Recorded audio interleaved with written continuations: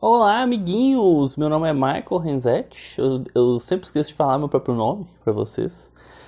Mas aí, né, a gente já tá com esse relacionamento aqui há quanto tempo? Há quantos meses? Há quantos vídeos, né? Hoje é o 17º, né? Então a gente já tá com esse relacionamento há 17 vídeos. Até hoje você não sabe meu nome? Pode ser que você tá vendo isso pela primeira vez. Pode ser que esse é o seu primeiro vídeo. Pode ser que você é ruim de guardar nomes, mas meu nome é Michael Renzetti e estamos aqui com o 17º filme da lista dos 100 melhores filmes brasileiros pela Abracine. E é Jogo de Cena hoje, Jogo de Cena do nosso amigo Eduardo Coutinho, a segunda vez que ele está aqui entre nós, né? O que já demonstra aí, né, os melhores, né, cineastas, eles acabam repetindo, né? Acaba aparecendo mais de uma vez, né? E o Glauber Rocha, que talvez seja o cineasta mais importante aí, né? Já apareceu 2 vezes, eu acho.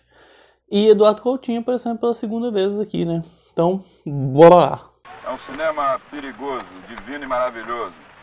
Porque eu preciso estar atento. Eu sou Suave, sua piranha. Eu não preciso estar atento e forte. Não temos tempo de temer a morte. Terceiro mundo vai explodir! Jogo de Cena, filme de 2007, o filme mais novo aí, né? A gente tá nessa onda dos filmes novos agora, né? A gente viu Cidade de Deus, Central do Brasil, Lavoura Arcaica, tudo filme depois do ano 2000. Central do Brasil é depois dos anos 2000? Não sei, não lembro. Acho que sim, tem cara de ser de 2001, mas não tenho certeza. Pode nem ter nada a ver com isso, né? Não sei. Mas, né, filmes mais novos aí, da retomada brasileira e tal, né? Estamos com mais um agora, né? Jogo de Cena. Esse filme, devo dizer que eu fui assisti-lo no cinema. E eu lembro de ter amado, assim, né? Ter achado incrível, achado uma coisa fantástica, assim, né? O jeito que o Eduardo Coutinho consegue nos fazer pensar sobre atuação, sobre o documentário, sobre o cinema, sobre processos e sobre as grandes histórias daquelas mulheres ali, né, e tal. E agora, assistindo novamente, tive todo esse mesmo pensamento, né? Até é um filme, assim, que não tem nem necessidade de falar muito, né? Como já falei aqui várias vezes que eu não tinha necessidade de falar muito e falei muito, esse é mais um desses, né? Que não tem necessidade de falar muito. O filme você já sente ali tudo que ele quer passar, né? Eu duvido que alguma pessoa saia dali sem alguma grande reflexão, né? Sobre tudo, né? Que envolve o cinema, a vida, a atuação, pessoas, mulheres, filhos, gravidez, esse mundo terrível que a gente vive, né? E esse formato, assim, de vida que a gente tá preso, né? Tem uma lá que é a melhor, né, das histórias, a menina ela fala coisas incríveis, assim, né? Que é a que a Fernanda Torres representa, né? E ela fala muito disso, né? Que ela não queria essa vida, né? Essa vida de trabalhar e ter a vidinha e no futuro, no final da vida, comprar uma casa em algum lugar que fala do Rio de Janeiro, deve ser um lugar de gente de classe média, né? Uma coisa dos lagos lá e tal, né? E ela fala, ela tá refletindo muito sobre ter uma filha muito jovem, né, e tal, e ter que botar muitos dos sonhos que ela tinha pra depois, né, não ter mais esses sonhos dela e tal, né. É incrível, né, incrível. É uma proposta muito diferente, né, uma coisa que eu nunca vi no cinema, assim, em outro lugar. Lógico, existe esse mockumentary, né, que eles falam, até virou uma febre, né, depois de The Office, né, hoje tem vários seriados que são assim, né, o The Office inglês que eu tava falando, né, o The Office inglês com o Ricky Gervais lá, né, ele fez esse mockumentary, né, um documentário falso, e aí veio o The Office americano, né, deve ter muitos outros antigos, eu tô falando que virou uma febre recentemente por essas coisas, né, e tal. Modern Family, né, tá até vendo WandaVision, e aí ela tá fazendo toda uma série razoável aí, né, de pessoal de Marvel, essas coisas aí eu tava vendo e eles estão fazendo muito uma retrospectiva da linguagem seriada, né, nos seriados estadunidenses, né, foi anos 50, 60, 70, 80, 90, e aí foi pros 2000 e eles fizeram exatamente um mockumentary, né, um documentário falso aí, estilo do Modern Family, né, e aí tem vários outros e tal. E aí, né, ele fez isso, mas o que ele fez é muito além, né? Porque ele tem histórias reais, mulheres contando suas histórias, né? Colocou lá no jornal, né? A primeira coisa que aparece do filme é uma coisa de jornal, assim, falando, "Oh, vamos, vem aqui, que mulheres que têm alguma história para contar e tal." E aí as mulheres foram lá, gravou as mulheres, né? No final ele mostra, assim, né? Gravou com as mulheres num mês, acho que julho, e depois gravou com as atrizes, depois elas veem tudo, né? Vê como é que foi e tal. Gravou com elas em setembro, assim, então elas tiveram alguns meses para se preparar como se fosse um papel, né? Só que é muito interessante o resultado, né? Tipo, é meio que um experimento, né?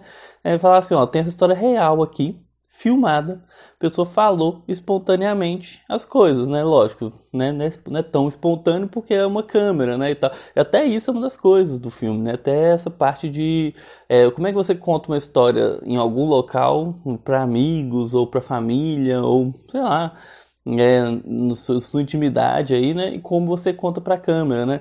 Tem até uma coisa que a Fernanda Torres fala muito, na Fernanda Torres ou Marília Pêra, não lembro, acho que é Marília Pêra. Marília Pêra. Fala muito da lágrima, né? De quando você está contando uma história para a câmera, você tenta segurar, né? Esconder as lágrimas e tal. E um ator, né? Tenta falar, ele tenta mostrar mais as lágrimas, porque ele quer passar as emoções, né? E tal. E com certeza, para uma câmera, né? A pessoa tenta esconder as lágrimas, tentar ser mais séria, serena, assim, né? Na vida real, eu duvido que seria assim, né? Na vida real seria muito diferente também, né?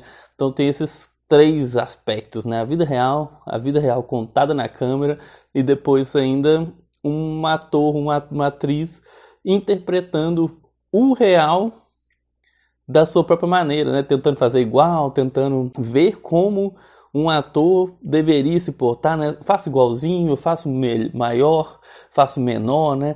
Tem até a primeira história, né? Que tem a Andréa Beltrão, que é a primeira atriz. Eu acho que ela conta a história de uma maneira mais dramática que a pessoa real, né? A pessoa real ela é muito séria, ela é muito centrada. Ela conta a história de uma forma muito calma e serena para coisas que são muito absurdas, né? Que pode trazer muitas emoções, assim, né? E ela conta de uma forma muito serena, muito calma. E aí Andréa Beltrão, para mim, tem uma dramaticidade bem maior, assim, e que condiz mais com a história. Mas, né, é muito engraçado porque não é real, né? Então, é uma atriz fazendo sua dramaticidade ali, contando uma história que a outra pessoa contou a história real de uma forma muito mais serena, né, e tal. E muito dos casos, né, o da Marília Pêra também é parecido, né, ela tenta ser bastante serena, assim, porque a personagem conta de uma forma muito calma e muito séria, e eles acham até difícil, né, de fazer igual e tal. A Fernanda Torres, né, que tem maior dificuldade, assim, é muito engraçado que ela não consegue contar a história, porque o jeito que a menina conta é incrível, né? Ela conta rindo de algumas coisas que são terríveis, né? Sei lá, eles até tentam falar, é um riso de alívio ou um riso de nervoso, né? Nem eles sabem, né? Porque é uma resposta diferente, assim, ao que você esperaria dessa história, né? Porque fala muito sobre a linguagem cinematográfica, né? A linguagem cinematográfica a gente tenta passar emoções em vários formatos, né? Pelo jeito que a pessoa se expressa, né? Então, às vezes, a expressão de sofrimento e de dor, de lágrima, ela vai te expressar a tristeza, né? E isso é uma linguagem cinematográfica, é o jeito que o cinema te mostra que ele quer passar que aquele personagem está triste, né? E tal. Ou que foi abalado por alguma coisa, né? Tem que ter uma mudança, assim. Mas a vida real não é assim, né? Na vida real, a pessoa pode te contar algo terrível, algo que abala, algo que ela está abalada, mas ela pode estar inabalada na hora de contar isso, né? E tal. Então, mostra esse truque do cinema, né? Esse truque que não corresponde à realidade, mas nos quer falar sobre a realidade, né? Esse filme é um show, assim, né? É uma tentativa, assim, de comentar o cinema, comentar o documentário, comentar tudo, comentar a vida real. Ele não fala nada disso, né? Algumas atrizes até falam, né, dos processos dela e aí tocam nesses pontos, assim, de o que elas sofreram para chegar lá, né? E todo o pensamento por trás de como fazer esses personagens assim, né? Mas o Coutinho mesmo, que é quem teve essa ideia, na verdade eu não sei se ele teve a ideia, mas provavelmente, né? Que teve a ideia, que quis fazer isso, né? Ele não fala nenhuma palavra, né? Ele não expressa nenhuma opinião, né?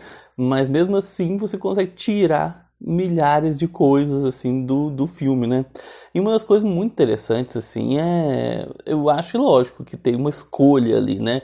Porque pelo que parece teve uma pré-seleção das histórias, né? As mulheres iam lá, contavam para alguém antes e depois chegavam algumas pro Coutinho, né, e tal. E é muito engraçado que, não sei se forçosamente ou não, mas aparentemente não, né? Porque esse caso de gravidez, de filhos, de pais ausentes, eu acho que é uma realidade muito grande do Brasil, né? Por números aí, eu não sei os números, mas aparentemente é muito grande, né? O tanto que é o impacto na vida da mulher, né? E o pouco de impacto na vida do homem, né? Normalmente o homem sai dessa situação, né? Muito mais fácil. Se a mulher não tem jeito de sair, né? Porque tem o filho lá, né? E o filho vai ficar com ela e tal. E todas essas histórias, né, tocam nessa questão, né, de ter filho e de cuidar do filho, muitas vezes sozinha e passar muitos perrengues por cuidar do filho, né? Todas essas histórias, elas meio que entram nesse caminho, assim, né? Umas mais o foco é nesse problema mesmo, problema da mãe, de ter que ficar sozinha e tal com a criança. Outros são outros problemas, né? Por exemplo, da mulher do Nemo lá, né? Fantástica toda a situação dela de o filme procurando Nemo ressoar tanto com ela, porque ela tem uma situação de problema com a filha, né? E tal. Pai e filho, né? O grande questão do filme Procurando Nemo, que é uma coisa que deixa ela muito emocionada, né, e tal. A questão dela é diferente, né? A questão dela é perder um elo com a filha depois de mais adulto, né, e tal. Que a filha está em outros lugares, né? Conseguiram dar boas vidas aí e tal, mas passa um pouquinho pela questão do pai, né? Porque como que ela disse, né, que o pai meio que ficou confuso aí, se perdeu aí, né, entre Nova York e Brasil e Rio de Janeiro. Ele acabou não fazendo muita coisa, né? Ela falou que ele era um bobão, alguma coisa assim, né? No caso dela, não é tanto sobre o pai, né? A questão dela é outra, a questão dela é com a filha lá mais velha, que a situação lá entre as duas, mas o pai passa por isso, né? Passa por esse meio aí e interfere, né, na vida delas, né? Outras são muito maior, né? Outra, o pai faz toda a diferença, né, e tal. Tem a outra também, né, que é um caso muito bom, que é um que você fica sem saber quem é a atriz, né? Que é uma coisa muito boa também, né? Esqueci de falar disso do filme, que em alguns casos, as atrizes são muito famosas, né? Andréa Beltrão, Marília Pêra, Fernanda Torres. Então você vai saber muito fácil, assim, beleza, ela tá interpretando a outra pessoa, né? Então fica fácil de entender. Mas algumas atrizes, elas são desconhecidas, né? Eu acho que outras duas atrizes. Então você não vai saber quem é a atriz e quem é a personagem real. E isso que traz ainda mais riqueza, né? Por exemplo, a história da mulher lá que o marido foi embora, ela ficou com os 2 filhos, e aí o filho homem foi assassinado, né? Morreu depois de reagir a um assalto lá e tal. O caso dela você não sabe qual das duas mulheres é a atriz, né? E qual que é